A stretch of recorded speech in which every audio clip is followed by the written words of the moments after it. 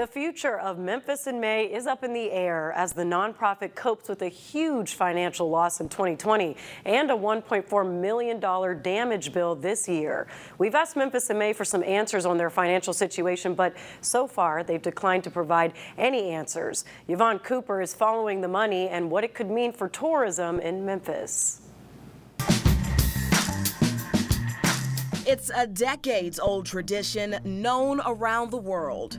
One that Neil Gallagher has loved since he was 12 years old.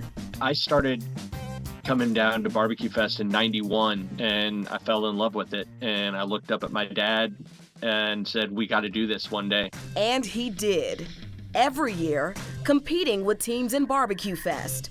For the first time ever this year, his team, Two Sauce to Pork, won third place in ribs. It's something to be proud of.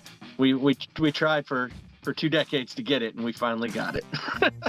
But the win is bittersweet for Neil, not knowing if his team will be back in Tomley Park next year.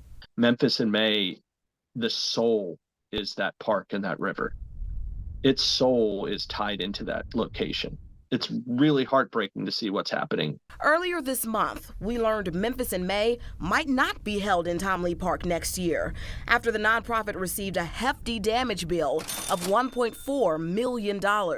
Randy Blevins with Memphis in May told ABC 24 in an email that the group filed a claim with their insurance company and will have a statement at the appropriate time. Nonprofit organizations. Memphis City Council Chairman Martavius Jones serves as the bridge between the city and Memphis in May. He's concerned about the financial strain that a bill that size could put on Memphis in May every year. An annual expense in excess of $1 million.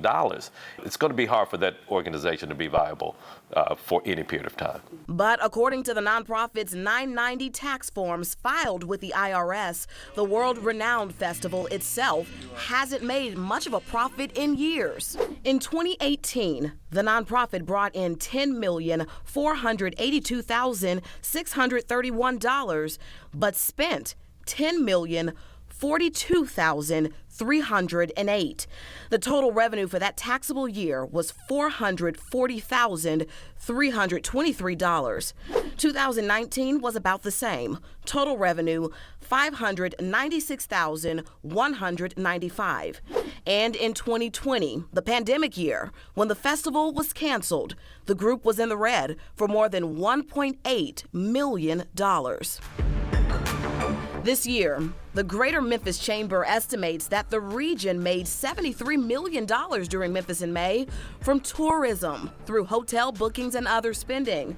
But bottom line, if we can't afford to host the festival, the region could lose millions. But now a new partnership is hoping to grow the economy even more through international relationships and the Greater Memphis Chamber. The recognition is there. This will create an opportunity for decades to come. As long as there is a festival and the tradition continues. In Memphis, I'm Yvonne Cooper.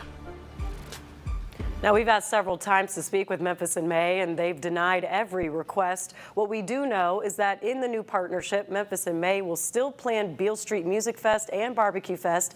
Meanwhile, the Chamber is looking ahead to 2024. They will announce the festival's new honored country next week.